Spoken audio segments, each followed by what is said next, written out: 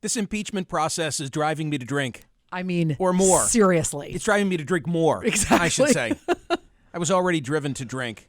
So one of our listeners has written a book. It's a beautiful book. The presentation is just really exquisite. It's stunning. Yeah, I note production values. We get sent so many books, a number of them by listeners, I should point out. But I note the production values of different books. I was very proud of the look of Clowns to the left of me, Jokers to the right, more so than some of my other books. So when this arrived, I thought, this is impressive. This interests me. We both took note of it. It's got a heft to it. It looks good. It's like, what's this? Right. But what really caught my eye was the letter that accompanied the book, which had a personal note, TC, which said this: I've enclosed a book plate instead of signing the book. You can keep it or chuck it. I know between Michael's Marie Kondo obsession and alleged propensity to re-gift, it may be better left blank. Alleged which is just fabulous. Propensity to re-gift is the best phraseology I've ever heard. So I may gift it. I may keep it. The thing is, think about it. The book plate is signed to both of us. As well it should be. There couldn't be a one for you, one for me book plate. Oh my goodness! I'm sure she will send you a different book plate. I may white you out. No disrespect, but I have a catalog of of all these books here that are. Can't it be signed to both of us? Is that a problem? It increases the odds that it gets condoed. I mean, what do I say to that? How about I take it? I will take the book and the book plate. I didn't tell you the title of the book. Please tell us. Wine for Normal People. Wine for Normal People. Love it. Which is kind of the brand of Elizabeth Schneider, because she has a website of that name and a very popular podcast of that name, and now a book of that name. Anyway, this is Elizabeth Schneider. Hi, Elizabeth. Hey, this is such an honor. I can't believe I'm talking to you guys. You couldn't have sent 2 book plates? Really? Come on. I already offered to send another one to Oh, you TC. did? Yeah, she's going to get another book. Oh, but I mean, beautiful. Again, I know you're going to condo it, so. I may not. I mean, I may leave this on the coffee table. It's that nice. Well, that is a huge honor, and in addition, it's also kind of useful. It's got a lot of info in there. It really does, and it's very approachable, which I like. Now, I have a couple of basic questions because drinking is an important subject to me.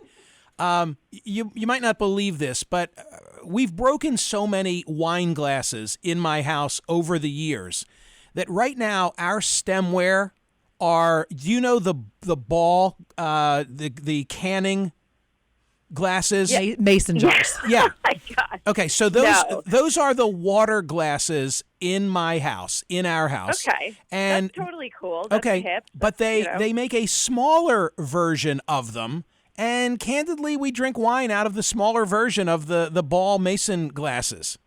You're not digging it. No, I'm not digging it. Okay, so I did this enormous article on glassware, which sounds like it would be super fun, but we were tasting the same wine out of 15 glasses every night for like 4 weeks. And I'm telling you, it makes a difference. It makes a huge difference. So I have these glasses that are Spiegelau, which are not even that popular anymore because Riedel, which is the big wine glass producer, bought them and then kind of was like, oh, this is our D brand. But they're still available, and I'm telling you, they're pretty indestructible. They bounce sometimes, but they're still really good quality. Say it again. What's the name? Spiegelau. Geez, how do you spell that? Spielgau. Okay. And do I need a different glass for red or white? I would say yes, but that's it. You don't need 25 million glasses because they make one for every varietal now, because what else are they going to do? How else are they going to make money except to deceive the public into saying, you need a separate one for Riesling and Sauvignon Blanc and Chardonnay and some other wine that you're never going to drink. Elizabeth, I don't have a wine cave of the sort that Mayor Pete was in Silicon Valley, according to the recent debate brouhaha. But I do have a small enclosure in my home for wine. Okay, it's a small enclosure for wine. You have a wine cellar. Just say it. I have a wine cellar. For God's sake. That doesn't sound so normal. Oh, it's a wine cellar. What? Whoa! What about you is normal? Continue, please. Wine cellar. So okay. I go into this compact area in our basement where we store wine, And Okay. I pull out two. That has a door and is climate controlled. Climate control, of course, right? And it's probably cataloged in inventory too. Because it's Michael, right? By alphabet, yes. Well, of course. what I do is But producer, vintage, all of that. No. From Wine Spectator, I do like to get those little labels that you can affix right over the stem of the bottle, and all I do is I write the date. Okay. So in this case, I retrieved 2 bottles of Pinot Noir that were 4 years old, given to me by my wife for Christmas 4 years ago, and both of them had gone south. Where were they from? Because that makes a big difference. They were a Pinot Noir from Northern California. Okay. I was really surprised. Like 4 years, you get these people who, I have this very old bottle of wine. I'd be afraid to uncork it. Well, not everything is meant to age. So I don't know what happened with those. It sounds like wine. Think about all the things that wine goes through to get to you. Mm-hmm. It's got to go through. It's got to be picked, and then it's got to be stomped or crushed, and then it goes through a chemical process to change it. So some things can go wrong, but usually it's the transportation that winds up killing it, because vibration can be a problem, light can be a problem, which is why cellars are dark, temperature, all of that kind of stuff. So if in the transportation of those bottles they went bad, that's possible. I would totally call the producer or send them an email, and they'll send you new bottles. Oh, absolutely. Nobody is going to let you have that experience. Oh my God, I would never send you new bottles. I would never think to do that. Oh, totally do it. Just like if, you should always, I'll give you an example. Last night I was out in Raleigh, North Carolina, where I know you're going to be really soon. Raleigh, Durham, sure. Yes, I live in Raleigh, and they brought me a bottle of Pinot Noir from Santa Barbara, and it was hot. It was too warm, so I asked for a wine chiller to cool it down because I didn't like the temperature of it. Temperature makes a huge difference. You gotta ask. Because I'm not bashful. I believe me. Yes, it would never occur to me that I've got a 4-year-old bottle of Pinot Noir and it's gone bad, and that I would. Okay, that's a really good tip. Here's another question. By the way, wine for normal people. Elizabeth Schneider is a certified sommelier. How'd I do with that pronunciation? You always do really well with it, because Okay. you mention it more than you think, and I'm always really excited that you know how to say that so well. You are also a certified specialist of wine, MBA, and self-described normal person. So why when we were in Tuscany, by now 5 summers ago, could we drink unbelievable amounts of Italian red wine and feel great the next day, and yet at home could never get away with that?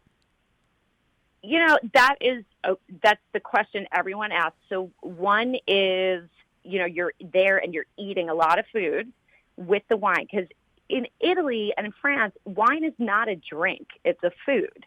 So if you think back on your experiences when you go to Italy, and I love Italy, I love Italian wine, there's food around all the time. So and there's water, there's a ton of water. So that's one of the things. The other thing is, by the way, sometimes, especially the Italians, love to modify things for the American market, because they think that we like big, bold wines. And so they'll let the grapes hang a little longer. They'll make sure that they mix in some grapes that have a little more power. So that's some of the dirty secrets of the wine industry, of which there are many. I'm a big fan of any Sauvignon Blanc from New Zealand. Delicious. If like Kim Crawford is the sort of go-to, but anything, if I slide my finger, I really am so unsophisticated when it comes to these things. But if I'm eating fish and they hand me a wine list, I slide my finger down the list. If it says New Zealand and Sauvignon Blanc, I'll take it, regardless of the particular vineyard. Okay. So I don't think that's a great idea. But why not? You got it. Well, producer matters a lot, right? So these mass brands, there's industrial wine. So Kim Crawford, even though it's a really good standby, and if you're at a place that doesn't have a good wine selection, that's a good one to go for. There's so much nuance between producers, and some of the smaller producers make really interesting stuff. So I don't think there's any problem with going for the wine that you like, although I would tell you to try things like Verdejo from Spain, or try Sancerre, which is Sauvignon Blanc from the Loire Valley, or Bordeaux, white Bordeaux, which has a huge proportion of Sauvignon Blanc. Try other things.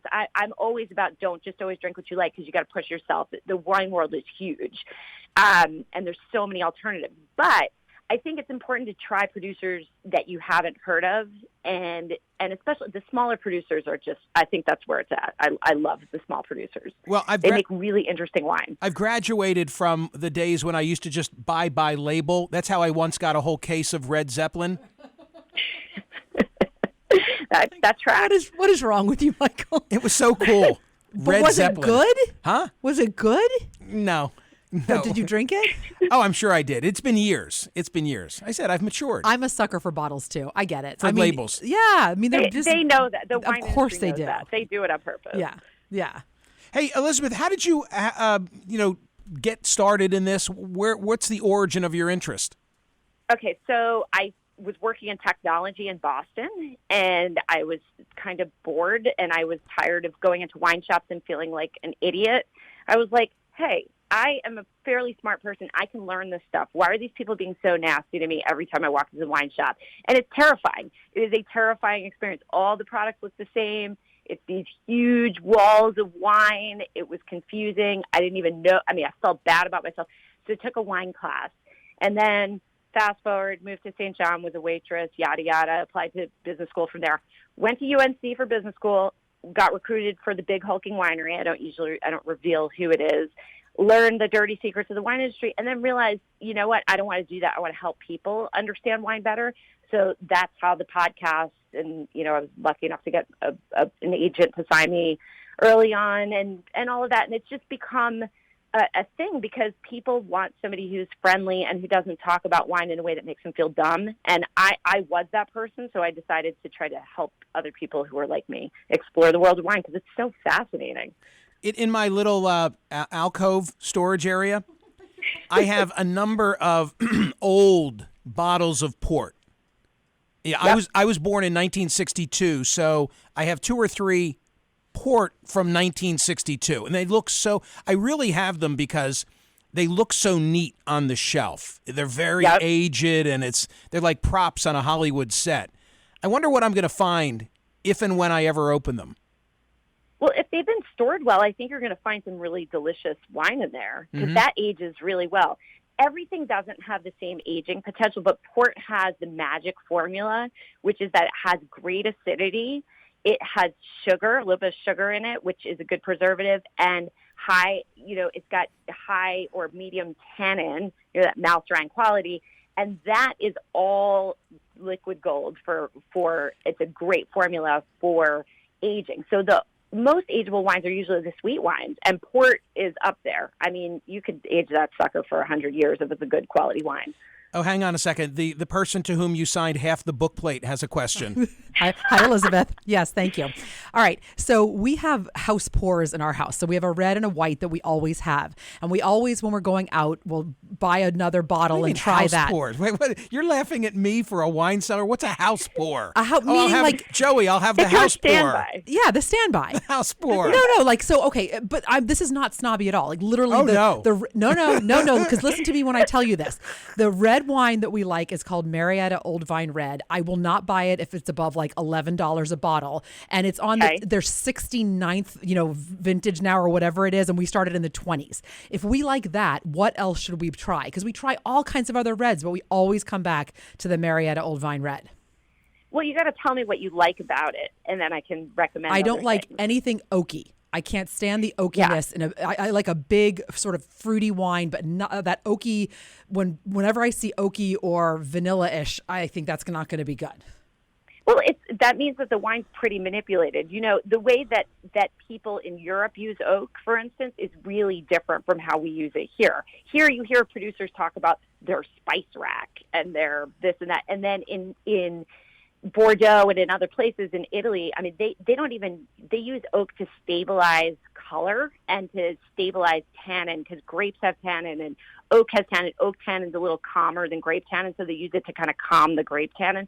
So you won't find as oaky a wine out of Europe as you will generally, Oh, as you will in the U.S. Have you looked at stuff from Spain? Like, have you tried like garnacha? There's like a $9 garnacha that's really fantastic. It's kind of fruity. I'm going to find that. It doesn't have any oak.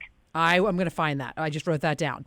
And then I'm going to send you. I'll send you like a couple producer names, and so then you can have that in your store. With the whole Spain-Portugal thing, our daughter spent a summer in Portugal, and everybody was drinking Vino Verde. This was 2 years ago. Yeah. So she emailed me and was like, "You must try this. You will love it." Okay.